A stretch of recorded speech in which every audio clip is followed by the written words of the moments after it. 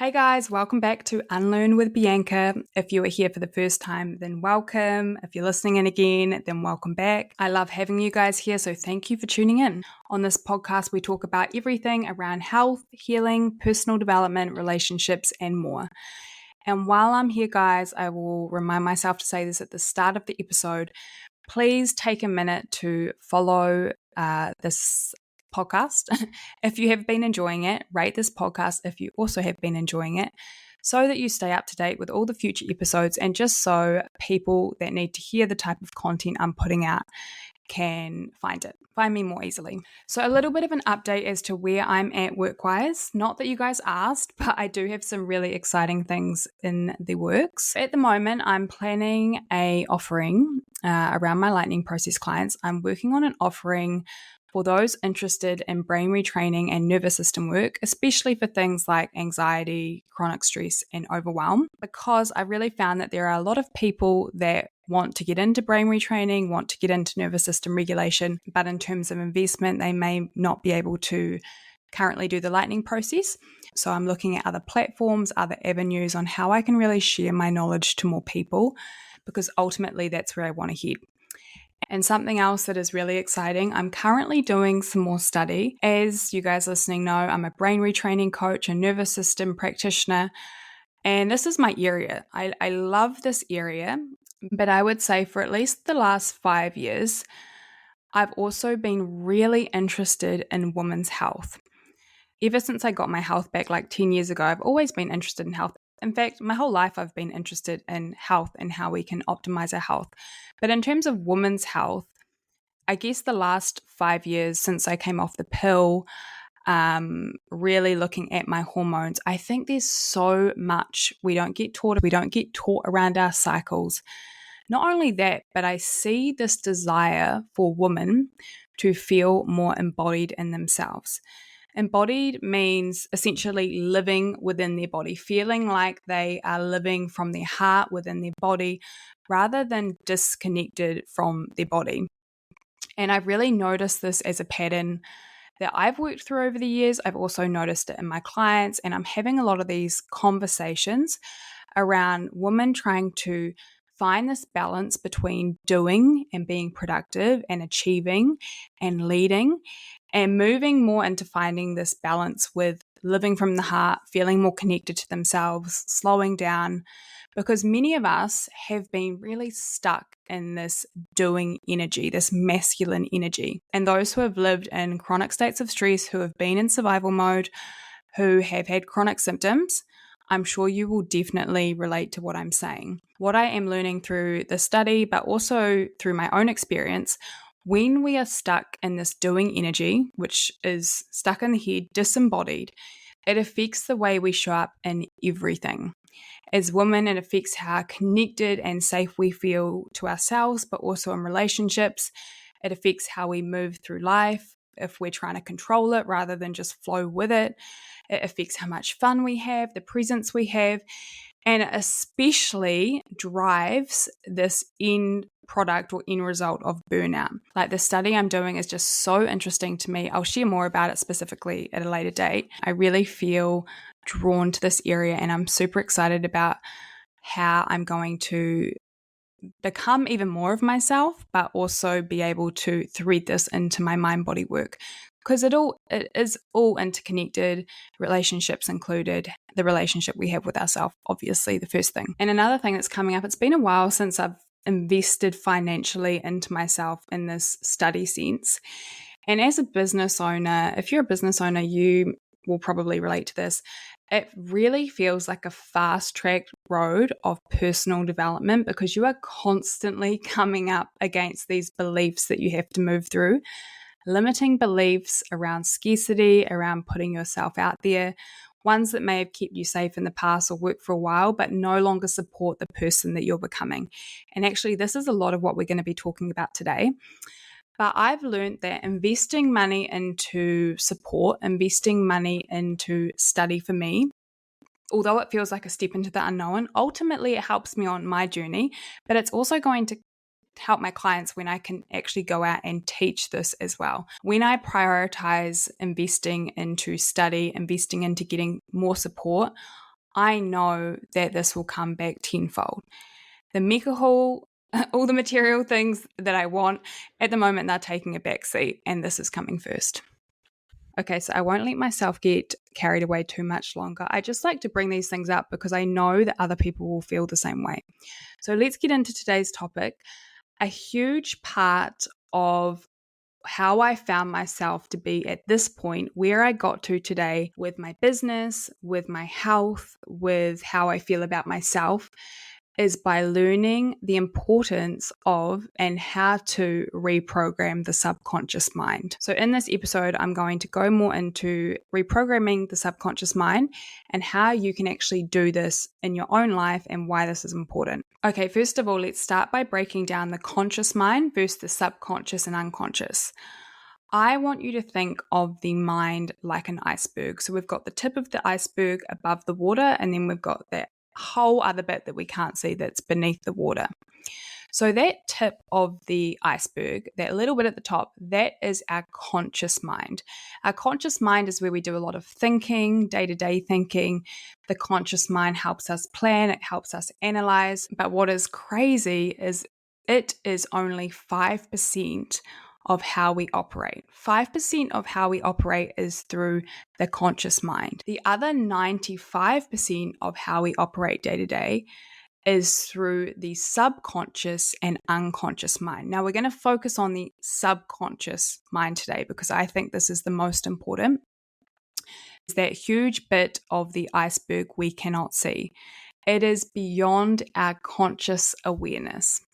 So we are operating a lot of the time on autopilot beyond our conscious awareness.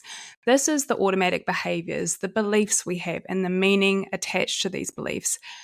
The subconscious mind drives our perception, our habits. It's like a huge database that has been formed.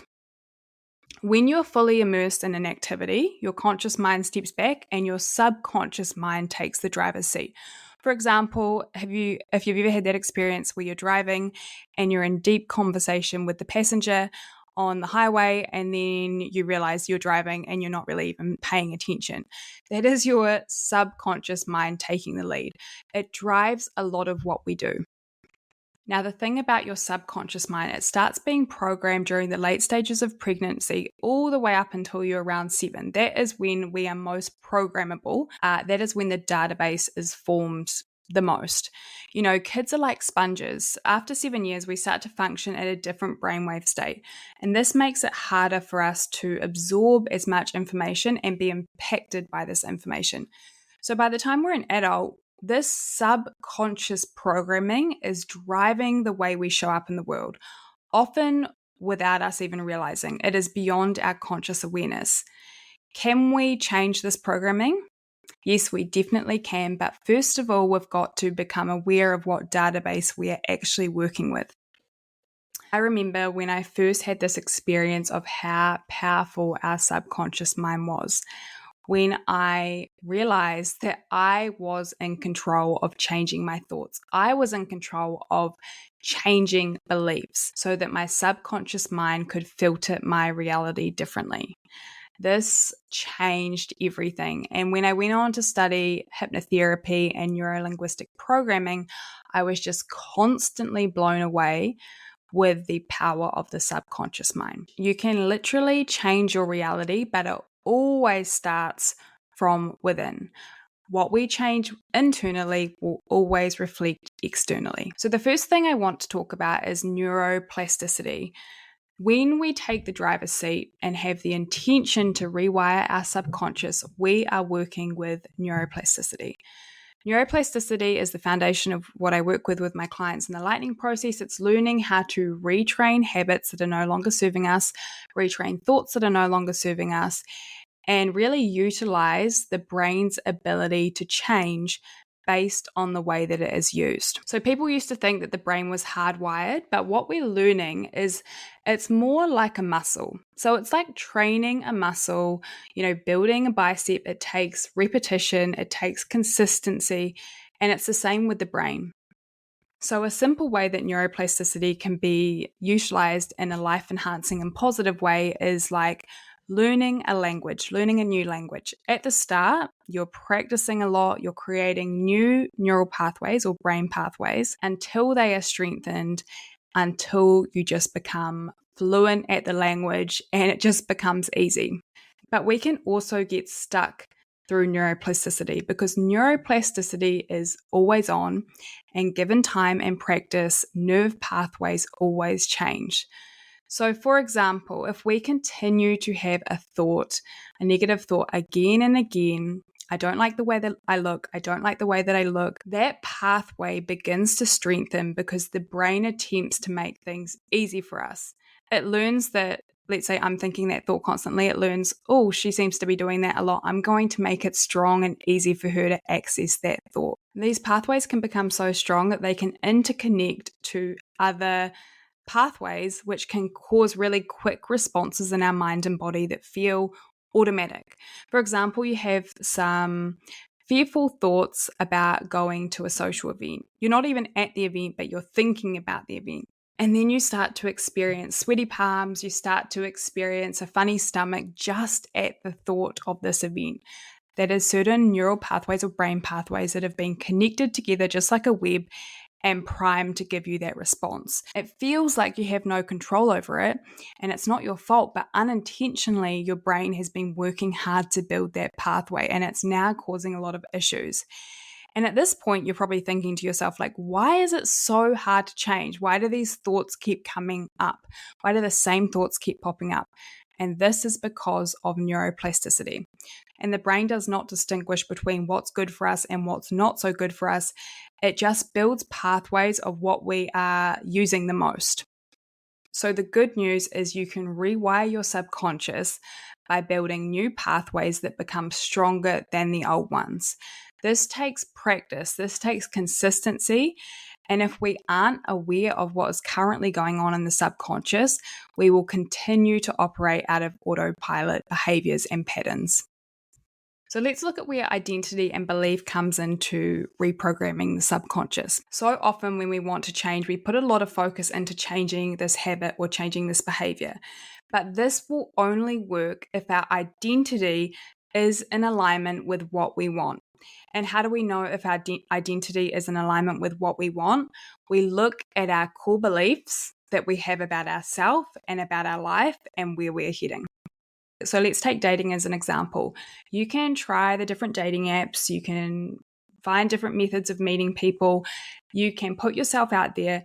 But if you have this core belief of I am not enough, or there are no good men out there, there are no good women left out there, then it will feel like you are working against yourself because your subconscious belief is getting in the way. Another example is you are busy at work, you decide to take your lunch break, but if you have this deep subconscious belief that rest equals laziness, then there's going to be some resistance that comes up to taking your lunch break.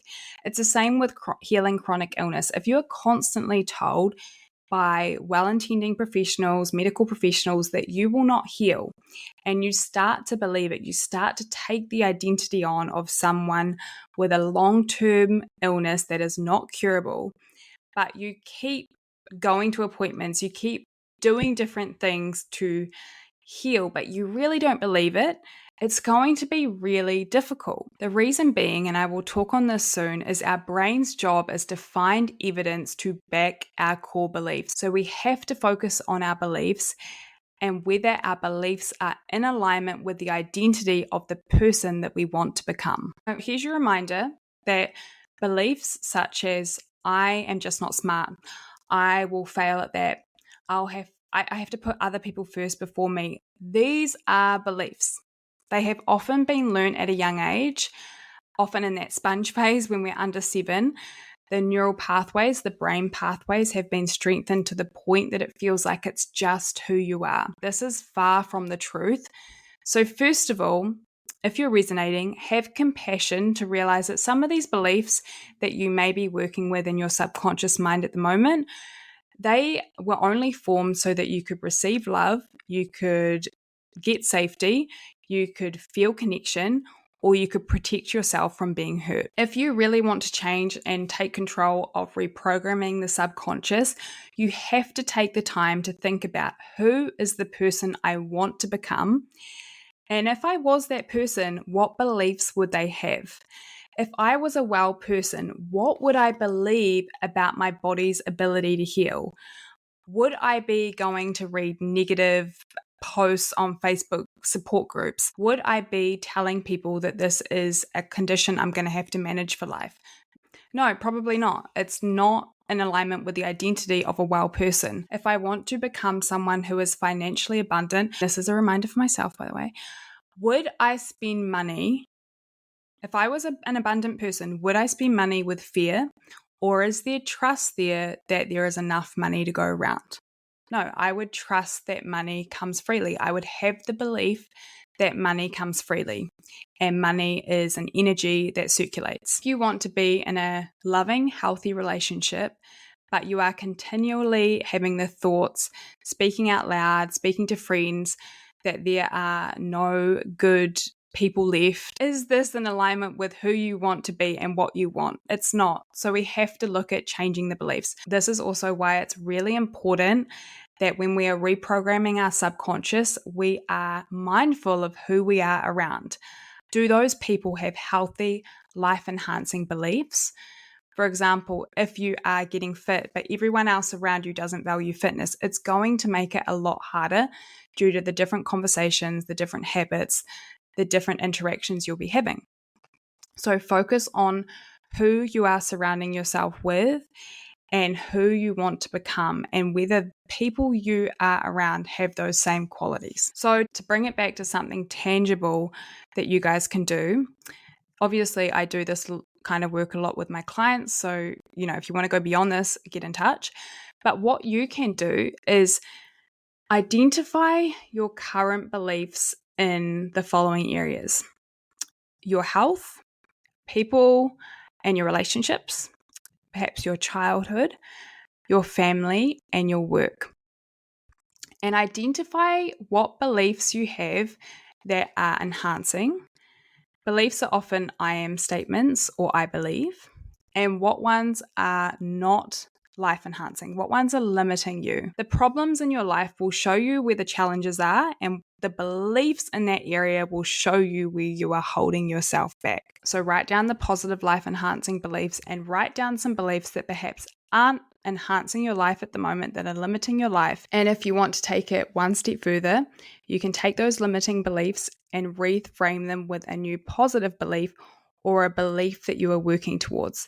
For example, if you currently have a belief of you don't like the way you look, it may not be that you're going to believe straight away that I love every part of my body and I love the way I look. No, it simply could be I believe that my body functions well for me. I'm grateful for that. It could be I believe my body is strong. Or it could be I'm learning to believe that there are parts of my body I can embrace, such as my arms. So notice there, I'm not going drastic. I'm reframing a belief that feels doable at this point. It is not until we can identify what is not working for us until we can actually reframe and pick a new belief. The reason why we need to reframe these beliefs is because if we're looking to build new neural pathways, we need to find a new belief so our brain can find the evidence to support this belief. Each morning, I want you to look at those beliefs that are enhancing your life or the reframe beliefs and say them out loud.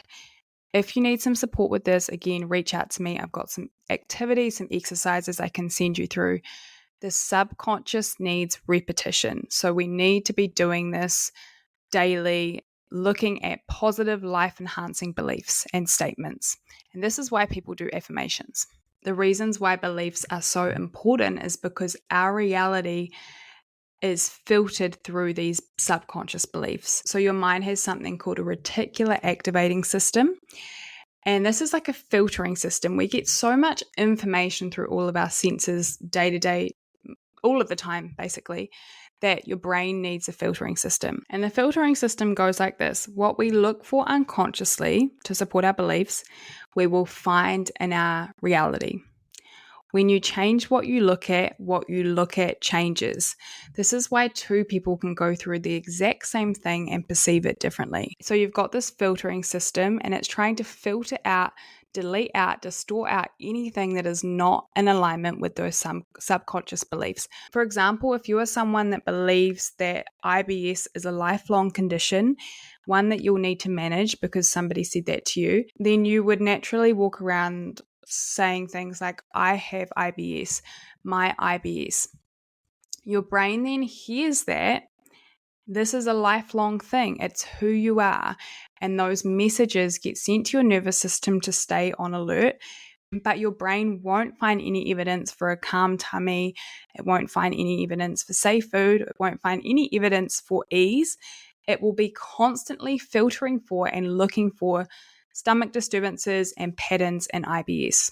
However, if we just make a shift to our language, if we shift our beliefs, if you believe you are somebody who is currently experiencing IBS, that is different. That's not an identity statement. That's not a really strong belief.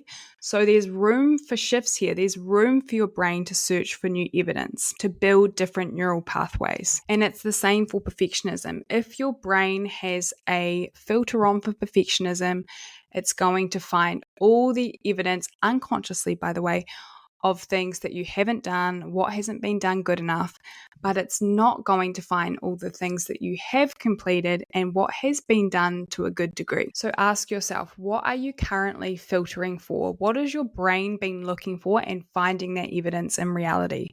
When I used to have pain, I used to be filtering a lot for pain. I used to be constantly looking for pain out of protection, and then I'd find more pain, but I wouldn't find any comfort because my brain wasn't looking for it. It was the same with anxiety. And this is why a filter for gratitude is really important, because when we have a filter for gratitude, we are finding things that make us feel grateful in this present moment. And being able to come back to the present is hugely important, because so often we are either mentally in the future, that is anxiety. We're worried about what hasn't yet happened. What if this happens? It's a fear about the future. Or we are living in the past. That's when we're living in shame and guilt and depression. So something as simple as practicing gratitude, writing down things that you are grateful for, can really help shift your filter back into the present moment. So we've talked about our beliefs and to check in whether they are in alignment with who we want to become, the identity of the person we want to become.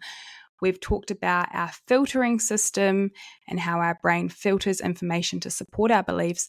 The next thing I want to talk on is the power of intention, getting really clear on what we want.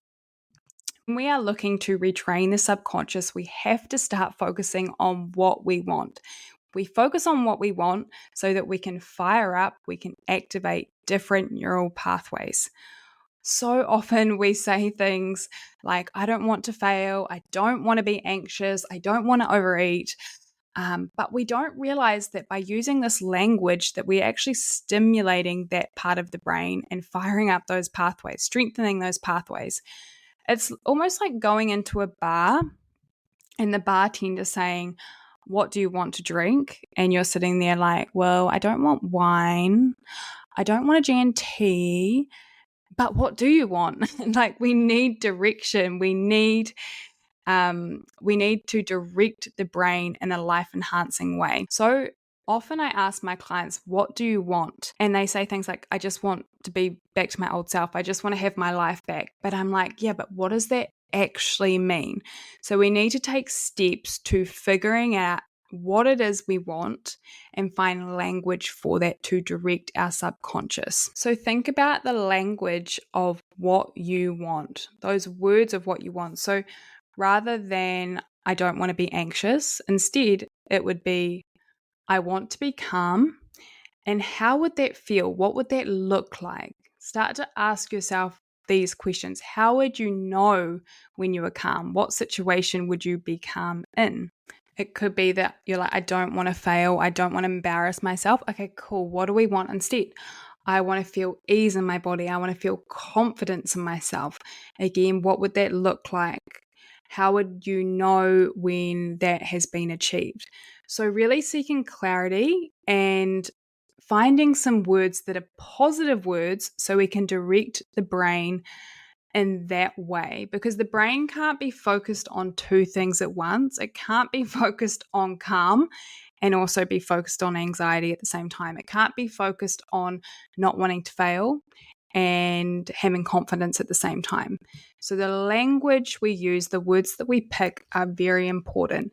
And again, if this is resonating with you, this is the type of work I do in the lightning process. We get really clear on what people want, and that's when we start to reprogram the subconscious. Finally, the last bit of what I want to talk to you on today, and something you can implement in your own life, make it a practice, is visualization.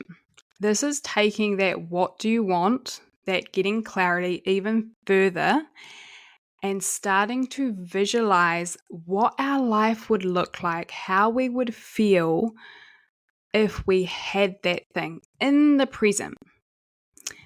Question I want to ask is, how often are you thinking about the future negatively, thinking about that thing coming up in a negative way, thinking about that event, seeing that person in a negative way, based on the experiences from the past? I can almost guarantee that you are doing it a lot of the time, because naturally that's what our human brains do. They predict. They're predicting machines.